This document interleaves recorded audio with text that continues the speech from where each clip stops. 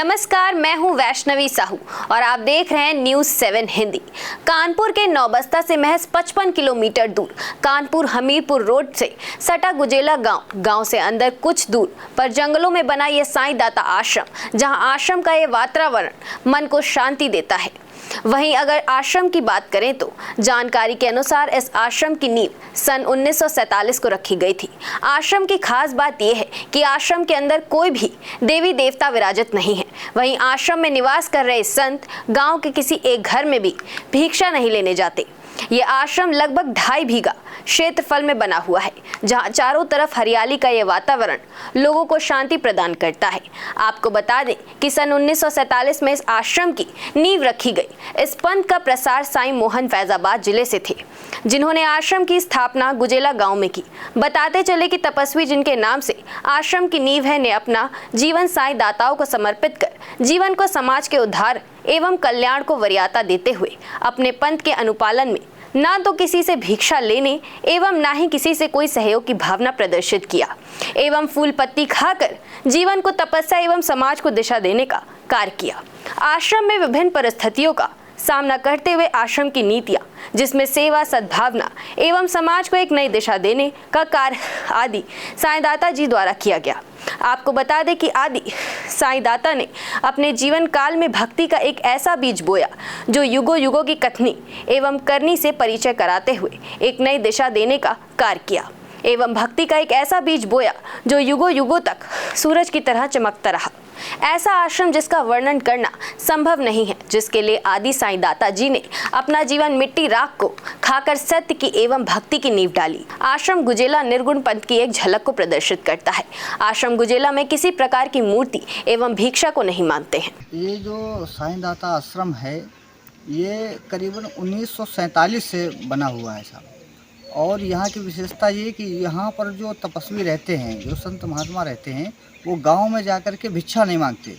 यहाँ पर किसी भी मूर्ति यहाँ पर नहीं है। यहाँ पर केवल मानव को एक आत्म स्वयं स्वावलंबी और उनको आत्मदर्शी ज्ञान देने की एक पद्धति है, जिस पे साहब इस प्रगति में किया गया है कि यहाँ पर जो लोग आते हैं अपने स्वाध्याय से अपने आप को, जो अपने अंदर की चेतना है, उसको प्रकाशित करके समाज को एक नई दिशा देते हैं साहब। गाजियाबाद के लोनी में एक युवक और उसकी 3 बहनों ने अपने ही पिता और भाई के विरुद्ध जिला अधिकारी गाजियाबाद से न्याय की गुहार लगाई। मामला गाजियाबाद के थाना अंकुर विहार क्षेत्र के डाबर तालाब चौकी का है, जहां पुश्तैनी जमीन को लेकर देवेंद्र कुमार ने अपने पिता रामे और सगे 2 भाई और कुछ अज्ञात लोगों के विरुद्ध अपनी बहनों के साथ गंभीर आरोप लगाए हैं। देवेंद्र कुमार ने बताया कि पुश्तैनी मकान के फर्जी दस्तावेज बनाकर बेच दिया गया। साथ ही देवेंद्र कुमार और उनकी 3 बहनों के साथ मारपीट की गई और मकान का ताला तोड़कर रुपए और सामान निकाल लिए गए। देवेंद्र कुमार और उनकी बहनों ने बताया कि 1 महीने से लगातार चक्कर लगा रहे हैं, लेकिन उनकी कोई सुनवाई नहीं की जा रही। देवेंद्र कुमार ने अपनी बहन के साथ मिलकर जिलाधिकारी गाजियाबाद से न्याय की गुहार लगाई है। ये मेरे भाई का मकान था, तो इसमें इन्होंने कब्जा करा। किन्होंने कब्जा किया? ये ईश्वर का पूरा परिवार। अच्छा, ठीक है।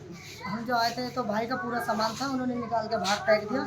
और जो मेरा छोटा वाला भाई था, ताला लगा हुआ था, ताला नहीं टूटा तो उन्होंने गेट तोड़ दिया। ईश्वर का पूरा परिवार ने अंदर, उसने जोगिंदर में छोटा बड़ा भाई है, उन्होंने अंदर घुसा दिया। उन्होंने, हम अंदर गए, उन्होंने मारा पीटी करके हमें सबे दोनों बहनों को मारा पीटा। ईश्वर का पूरा परिवार जोगिंदर ने, और हमें मार पीट के जब हमारे भाई ने पुलिस को लेने गए, उन्होंने हमें पीछे मारा पीटा। और जब हमने वीडियो बनाई तो वे भाग गए सारे।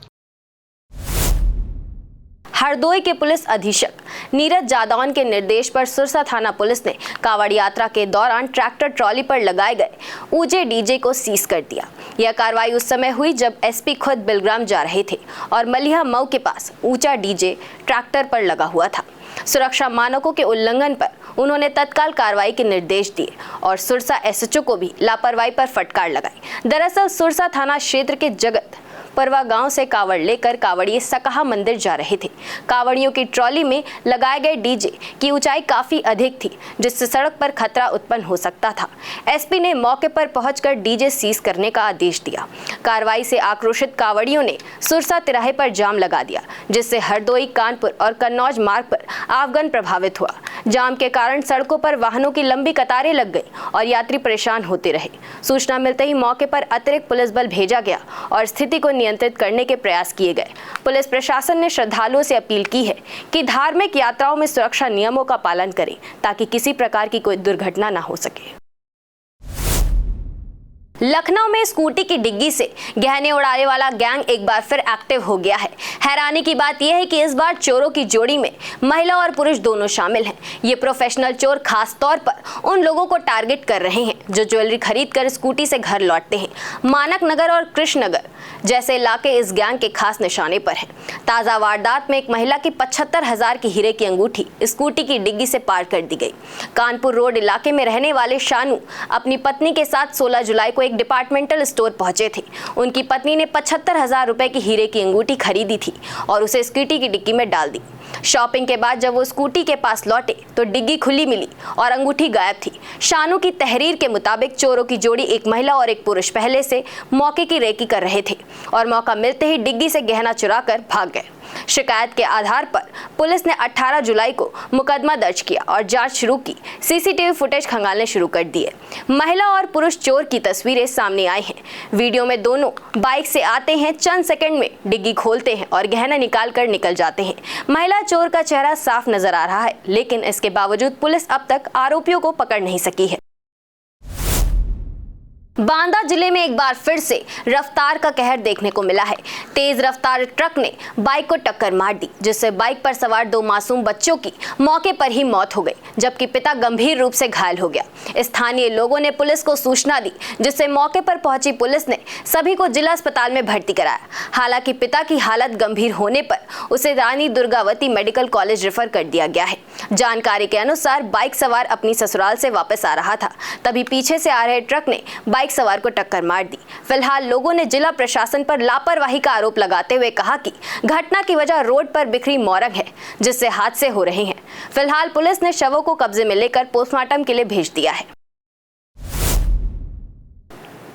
गाजियाबाद के थाना लोनी बॉर्डर क्षेत्र में 10 वर्षीय मासूम बच्चे के अपहरण और हत्या की गुत्थी पुलिस को सनसनीखेज तरीके से सुलझा लिया है। पुलिस कमिश्नरेट गाजियाबाद की लोनी बॉर्डर थाना पुलिस ने इस हृदय विदारक मामले में 3 अभियुक्तों को गिरफ्तार किया है। आरोपियों की निशानदेही पर मृतक बच्चे का शव दिल्ली के नरेला इलाके की टीकरी गाँव की एक जल भराव वाली DDA जमीन से बरामद किया गया है।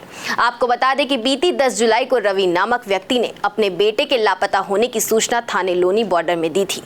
बच्चे के खेलने के दौरान अचानक गायब हो जाने पर अपहरण की धाराओं में मामला दर्ज कर पुलिस ने जांच शुरू कर दी।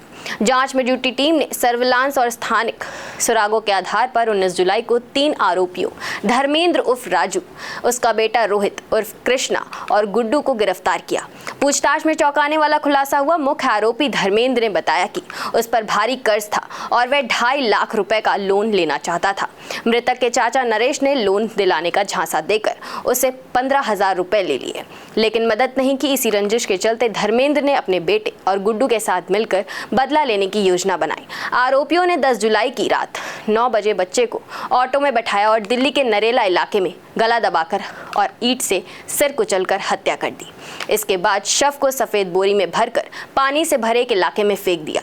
फिलहाल शव की शिनाख्त मृतक के पिता ने कर ली है और पंचायतनामा की कार्रवाई थाना नरेला दिल्ली द्वारा की जा रही है।